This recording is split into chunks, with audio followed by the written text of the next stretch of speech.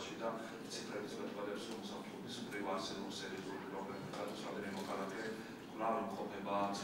ციხეში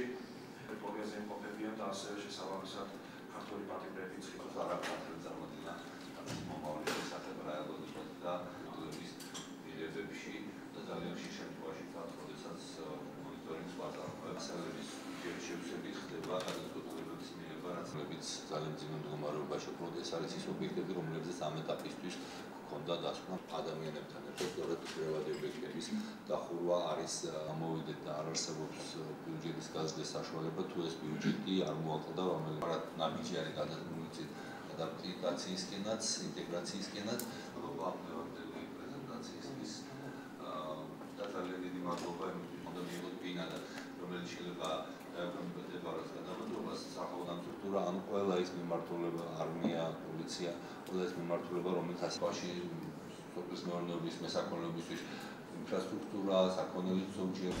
პირველ რიგში ძალიან მნიშვნელოვანია რომ სახალხო დამცველი ასეთ განსაკუთრებულ ყურადღებას აქცევს დევნილებს და საზღვრისპირა კონფლიქტისპირა რეგიონებში თუ მაცხოვრებელ ადამიანებს იმიტომ რომ ეს არის განსაკუთრებით მოწყვლადი ჯგუფი რომლებმაც გადაიტანეს უამრავი სტრესი ამავე სტრესში ცხოვრობენ დღესაც და ეკონომიკურადაც დღეს გაცილებით მათი დიდი ნაწილი უფრო მძიმე მდგომარეობაშია ვიდრე საქართველოს დანარჩენი მოსახლეობა ამიტომ მათი უფლებების დაცვაზე ზრუნვა ბუნებრივია რომ თითოეულ ჩვენთაგანის მოვალეობაა და მადლობა მინდა უთხრა საქართველოს სახალხო დამცველს რომ განსაკუთრებულ ფოკუსს აკეთებს სწორედ ამ ადამიანებზე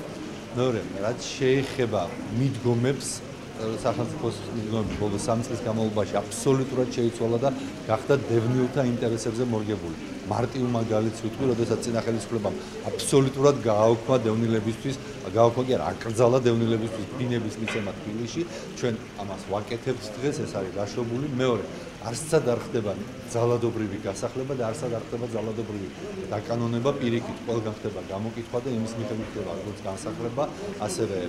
დაკანონება. ეს დაკანონების პროცესი არის ძალიან მნიშვნელოვანი და სხვადასხვა სახელმწიფო დამცველის რეკომენდაციებშიც არის ამაზე ლაპარაკი. ეს არის აბსოლუტურად ნებაყოფლობითი ადამიანები, რომლებსაც არ აქვს საკმარისი ფაქტი ან არ მოსწონთ თავის საცხოვრებელი ვარც ამბობენ